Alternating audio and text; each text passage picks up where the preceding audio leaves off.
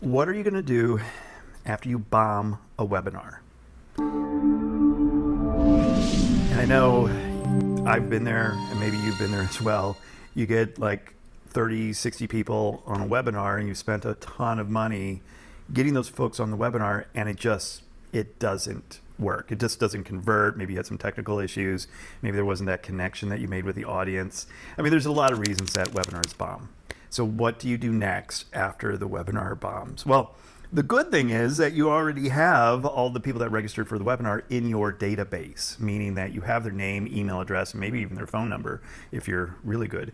And so now it's a matter of re-educating them and getting them into, maybe first start with an email sequence to get them to understand exactly what you do, and then drive them to another webinar. Don't give up just because you bombed one webinar.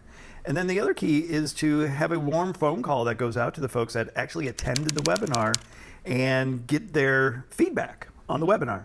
And a lot of times, like my call agents, we treat this as a customer service call and just call people who attended the webinar but didn't book a consultation and ask them, what did you like most about the webinar? We'd love to get your feedback and see how we can help improve the webinars in the future.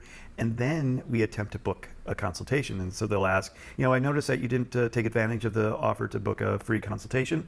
I'd like to go ahead and do that now if you'd like. And it's pretty amazing that we get quite a few people that will take us up on booking that appointment. And then we book that with the doctor or the wellness coordinator. And then that's another way to further optimize even after a webinar has bombed. So here's my advice to you.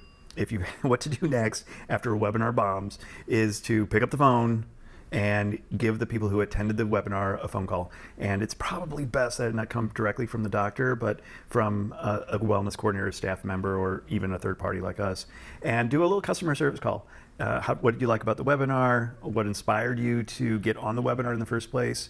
And then attempt the booking. So just ask, I noticed that you didn't book a free discovery call. I'd like to go ahead and do that now. You just assume that they want to do it, right? And then you book appointments.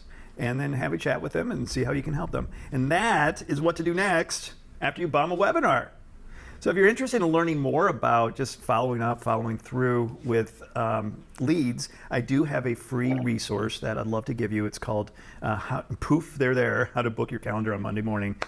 So I'm going to put the link below. You can grab that and enjoy it.